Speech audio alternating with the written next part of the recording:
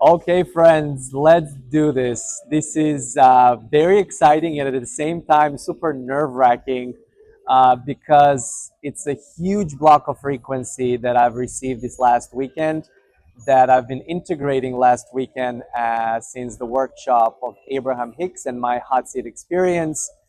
So I will be talking about all these different reasons why is it so awesome to be human, which was kind of the leading theme of this exchange. And I'll be sharing a variety of things. I put some notes down here because it's been so much. And yesterday I've attempted actually to record this video and I was kicked out, so to speak, from the recording a few times because um, I realized how much I wanted to say, and it kind of, I started drifting off so much. So I'm a little bit more focused, but if I do start drifting, it's okay. I have my notes, and I'll be just coming back to it one step at a time. In the meantime, so don't forget, this is my coming back into the rhythm of posting consistently in this uncensored, unfiltered way. So like, subscribe, comment if you have any feedback. That's really wonderful to direct my next videos or the recordings of the next videos for the future. So, and in this way, you're supporting the channel and supporting my videos to find bigger reach with the algorithm until I figure out how to do even some of these technical things to be able to share my message a little bit further down. So anyway, before we get into the details of what happened last weekend in West Palm Beach, I did want to share with you, or I wanted to put a little bit of a context um, eh, of what was happening prior to that. And there's three things I want to mention. First, if you haven't watched my previous video called my Abraham Hicks hot seat experience brackets so far, you can go ahead and look into how my hot seats kind of grouped into two segments so far. First one was leading up to opening of my own channel when I started channeling and doing hundreds of workshops to follow that. And then the second group of 8 hot seats that was all about starting to integrate into kind of feeling really tangibly how this co-creation is actually happening. So check that one out if you haven't, because I'm not going to go into the details of that as much. And even in that video at the end, I was like, next time I get to experience the hot seat, I know it's going to be beginning of the new segment, and that's exactly what happened this past weekend. I want to just remember as we're speaking also that the way I conducted this hot seat experience and directed it was not the first time. Uh, I've done it in my last hot seat a few years ago in Miami, and it felt really awesome. It felt like I would just ask for them to stream, on certain topics at that moment. I don't remember what were the topics at this very moment, but I remember the manner in which I did it. It was not anymore through the questions. It was speak about this, speak about that, and then I would feel inside as they were speaking. I would not hear them, but I would have inner dialogue of checking in. Hey, what's coming next? Do you want to talk about this? Okay, not now. Let's do that. And so I really felt like I was fully directing that experience, because after all of the previous experiences, I didn't really have a need anymore to prove anything to myself or to show that I understand it like I did before, or to be the one saying certain things uh, as a teacher that I've been most of my life. So that experience I already had in that closing of the second segment, but the way that I've done it this last weekend was like a whole new experience. And it came as a consequence of my experience on the last workshop 6 months ago, where it was the very first time where I was really, really, really pissed off during the workshop. Not necessarily pissed off at when I see it from this perspective at Abraham or at non-physical, but it was like this eruption that caused me then to embody and realize that there are certain things that only us as embodied humans can do for one another. Yes, all of us have our direct connection, and yes, we all can tune in, and we all constantly receiving source, wider perspective, and yes, we can get that, when we go to workshops or seminars or retreats or cruises, when we're reading books, when we're watching YouTube videos, not only from channeled information, but just from observing. But there are just certain things, and I'll go more into detail about it, that only an embodied, realized human can offer to another. Because there is certain limit to the understanding, and as Abraham says, we cannot go in there. We will not join you in there. You have to come up. We will not join you in there. You have to come up. Well, what happens to how do we get to come up? How do we get to come up to be in that frequency? Yes, we can do it on our own, but non-physical cannot drag us because there's no assertion right to it. And then I realized, oh my gosh, this is a thing that only we can do for one another through our human binocular. Is that a way you say it? Binocular?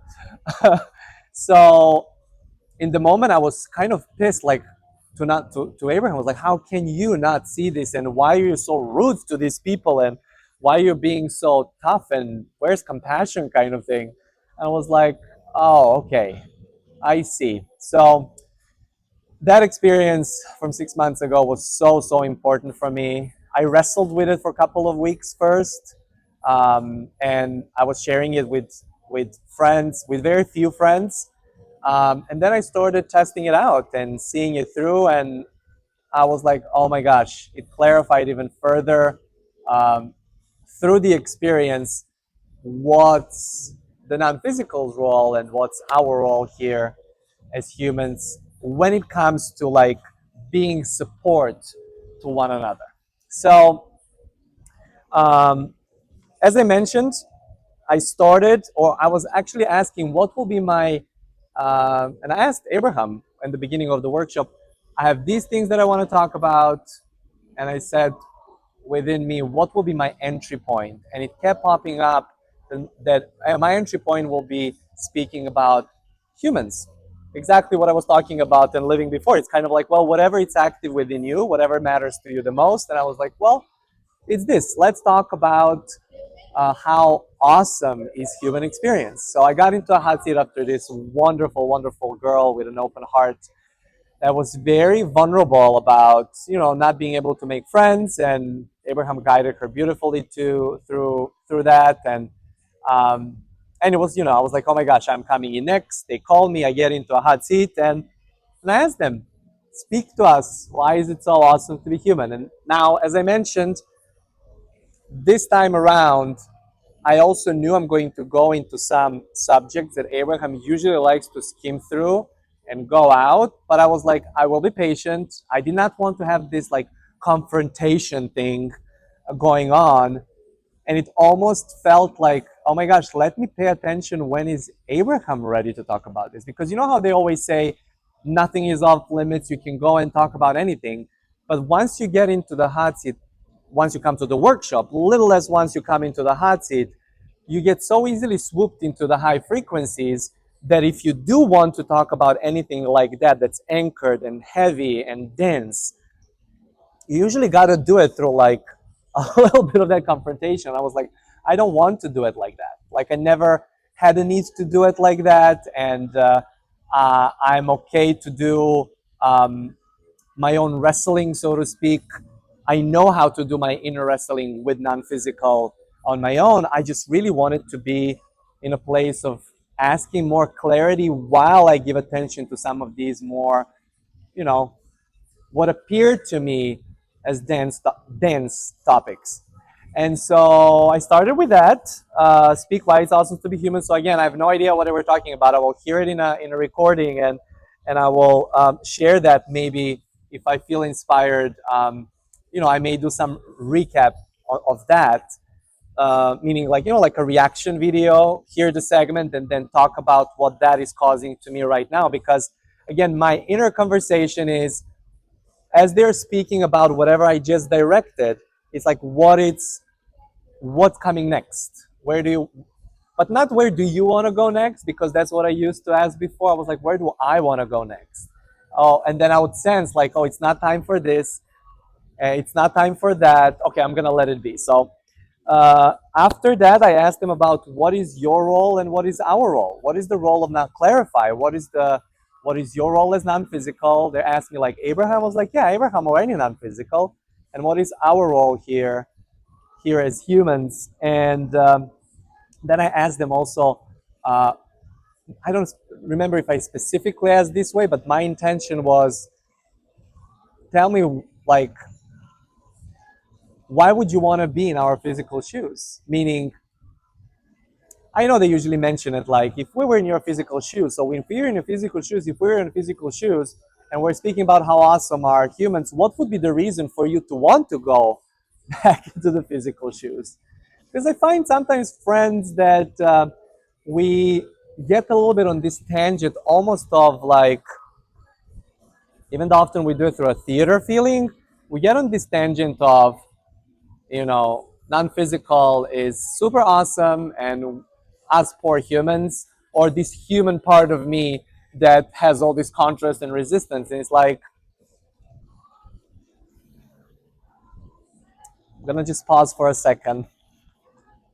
We're not like that.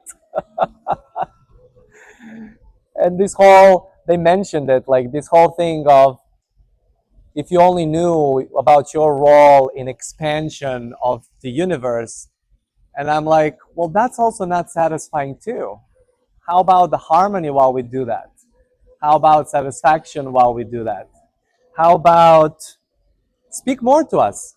Prompt our attention a little bit more towards all the benefits of being human. Because it's almost sometimes that it's explained of what it's supposed to be, and then talked quite a lot about why we're not there. And that got me into talking about, well, I'm gonna get to that a little bit later, but it got me talking about, well, no, I'm gonna actually get to it now. Towards the end, I had this whole segment, but why do you even talk?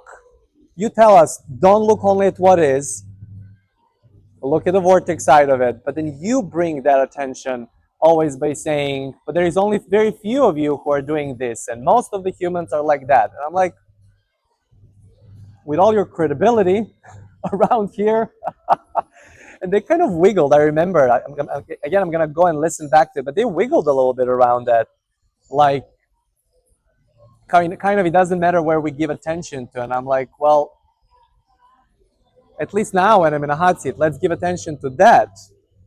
How awesome is humanness, but not just from a perspective of like, oh my gosh, you flow the energy that creates worlds and then pulls you back again there. No, now physically, regardless of contrast, regardless of resistance, regardless of trauma, regardless of anything, it's perfect. The experience is perfect. And not just for the benefit of expansion, but it's perfect the way it is right now, and it can be transformed and transmuted right here and right now. Oh, I'll just let all of that settle in for a second.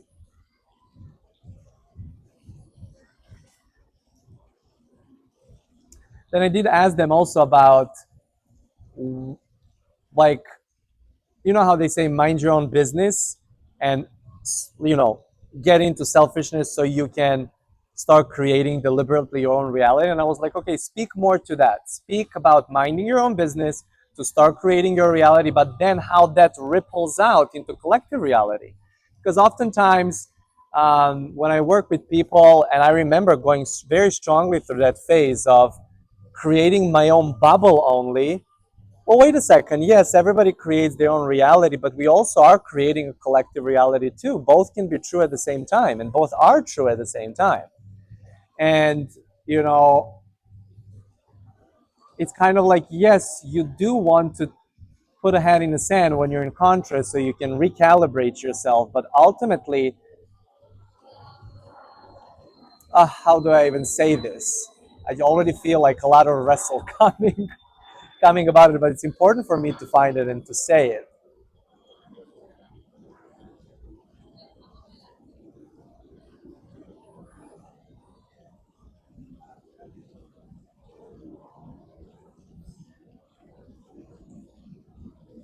It's like it's not enough. It's not enough.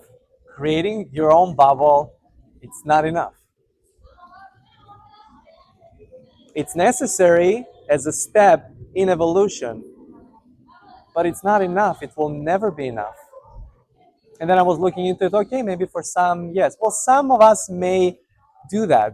We may get into the bubble and never want to leave, and or maybe never feel safe to leave, and that's totally fine. But if we're never ending in evolution, what comes after creating a perfect bubble for yourself? Somebody that I listened to, I remember who it was, would say like that will be your first enlightenment, kind of like you know how everything works and start deliberately creating, and then you're just kind of like closing everything else off, so you get steady in creating it like that. But then your second enlightenment would be how does that leak and ripples into the collective? And yes, when you get destabilized by what you're watching, you'll go back into your bubble. But staying in a bubble is not the it's not the end goal. That would mean no more expansion. So what comes next after you're deliberately creating your reality? How do you ripple it out? So that's what I was asking. Like a personal reality creation versus collective. And not just saying, well, everyone has the power to do it and let them do it at their own place. Yes, but also offering, constantly offering, constantly offering. If I'm so steady, I can continue offering. And that would mean that I would offer it even to those situations, events, and people who are outside of my bubble or outside of the reality that I feel so steady and cozy about. In their in their own words, saying sitting in the middle of the chaos and not feeling affected by it, by just rippling and leaking your steadiness, your power, your light, call it whichever way you want. That was really important for me to share. Thank you for sticking through that. So right after that segment, right around that time, they were saying like, you know that when they say enough, which means kind of like your time is up. And this was the first time in all these years, even though somebody from the back was saying, yes, like people were cheering for my hot seats to be over. And I'm like, no, I'm going to talk more. And then they clarified, they said something like this, I'm paraphrasing, like, we know that it looks like he's been here a lot in a hot seat, but he's stirring up a lot of things. So just keep paying attention. And then I ended up staying in a hot seat until the end of that segment. And then I asked them the question about difference between negative emotion and judging of negative emotion, because negative emotion, it's like no big deal. You know, it comes and goes, and if we really feel it, it's not going to stick around. But when we get into the judgment of negative emotion, that's what starts perpetuating it. And I feel sometimes when we get exposed to these higher frequencies, we start putting the pressure on ourselves that we always got to be in there. So it's almost like if I can feel this, now I must feel that all the time. And from there comes the judgment of the negative emotions. I wanted him to talk about that. And I'm again curious to hear what they said because I have no clue. I don't remember. So, anyways, those were my experiences from this hot seat. And when I came down from it, people were like, you know, you were in there for like 25, 30 minutes. And, you know, for me, it could be like 2 minutes, it could be 2 hours. I had no, you know, there's no feeling of space and time while you're in there. And I just loved how, you know, I could stay so grounded in directing the conversation. And then the first feedback about it came in a form of a lady I've never met before. So she came up and she said, um, wow, that was like you were just sitting there on pair and you did not tremble, you did not have any like you know you were like unbothered by by the frequency. And I said, well, it came with the experience. It also came with the intention that I wanted to have here, which was to be as grounded as possible while I'm having and navigating this experience. Not only, I used to be hooked being in a hot seat and leading the conversation into the high frequency crescendo. And I was like, it didn't matter. It didn't matter to me. I wanted that satisfaction to be equal for me, if because they were right before they told me, you know, enough, they led into that little crescendo. And I was like, no, I'm okay to go down and talk about some of these human density stuff. And so that was really, really like a first awesome feedback. Then the second one was super funny because she asked me, she's like, are you planted? And I'm like, think because I just had a conversation about being grounded. I was like, what do you mean planted? Like being grounded? Because I'm like, yes. She also recognized my grounded, and she's like, no, no, no. I was talking to some people over there, and I've seen you in a cruise before, where you have 2, 3 hot seats at the same, at the same cruise. She's like, are you planted? Like, is she paying you to go and to be in this in a hot seat to have these conversations? I was like, oh, doesn't really work like that. But I understand if there were some new people asking you that, how you could be, influenced by that, because especially like when few of those people were like, oh, we've had enough of that hot seat, these people don't know. There was a lot of new people in that workshop, and I was like, no, I just had a lot of experience, and I know how to navigate the conversation, and I wanted to have this kind of conversation, and I also didn't have any for a couple of years. So it really depends on what's useful for everybody in the building, so to speak. So that was also fun. And then I received from one friend that we know. I received also, oh my gosh, during that session I had like a kundalini rising, and another friend said she was buzzing. So it was it was quite an experience, I have to say. And um, yeah, I almost felt like a nudge. Should I go to Orlando immediately this Friday? But I was like, wait, wait, wait. This is like the old. It's like, no, you keep having your hot seats with them, because I can tune into that very specific frequency anytime. And since the workshop, 2 nights, I had like in the middle of the night, 2 hour full conversations specifically with Abraham frequency. So I'm like, the things are gonna line up, and when it's time, go and keep integrating this, keep chewing on it, keep blossoming from this experience. So I'm very happy that I got to share it in this unfiltered, raw way with you guys. And let's see, when I get a recording, maybe I will feel inspired to do some reactions to it. Maybe not. We'll see when it comes around. But anyways, feel free to ask anything. Oh, I did want to say to the friend who kind of inspired this video, and I could tell after my experience inspired even parts of the hot seat experience, is the person who asked me to talk about it to begin with, and then asked a follow-up question on my previous video. Do you find the frequency you hold while channeling and the frequency of tapping into collective while you're in the hot seat the same or similar?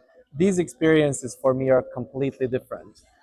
Is the same frequency, but one feels like you remove yourself to the outside and let the energy flow.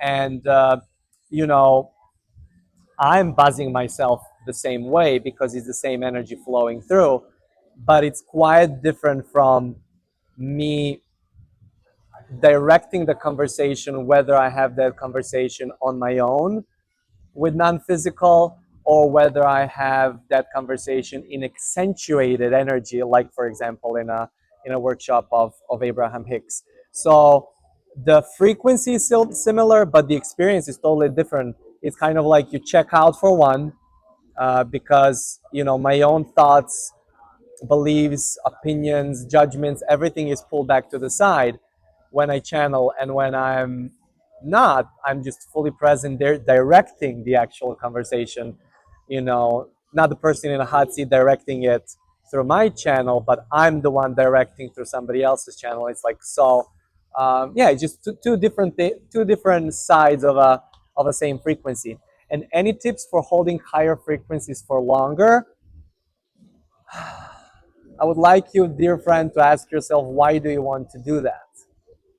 Because you see, there is a little bit of yearning in this, and trust me, I don't know how much do you hold the higher frequencies, um, but at some point in my journey of channeling so much, I did like 8 2-hour channelings monthly with the huge groups. I would do private sessions. We would do retreats. This was year 2020, 2021.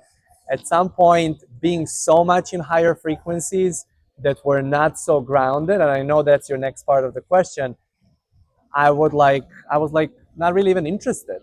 So now I feel it's more about, it's not how long I'm there. It's now I actually don't want to be as long there. I haven't even channeled or done any session in channeling since last year, like I would say about 9, 10 months.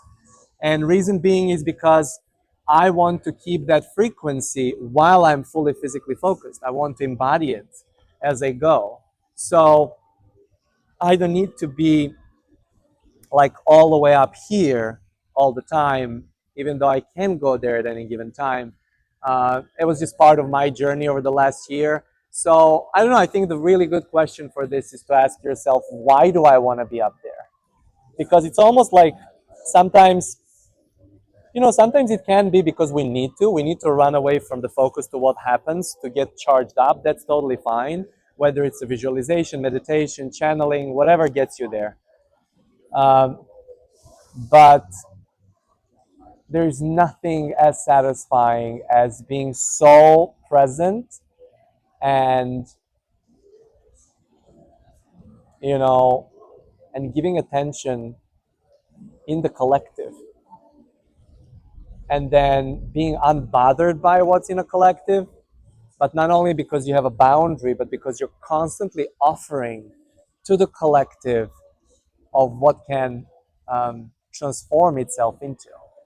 It's kind of like you're the pillar, anchor of not only possibility, as they said beautifully in this workshop, not only possibility, not probability, but certainty.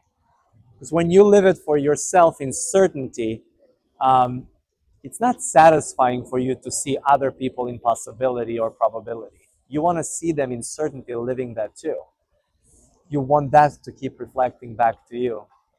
So I think this is a wonderful way to wrap up this fascinating conversation.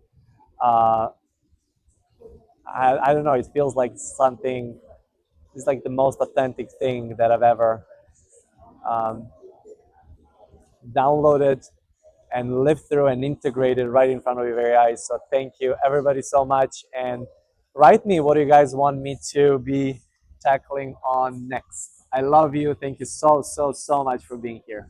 Mwah.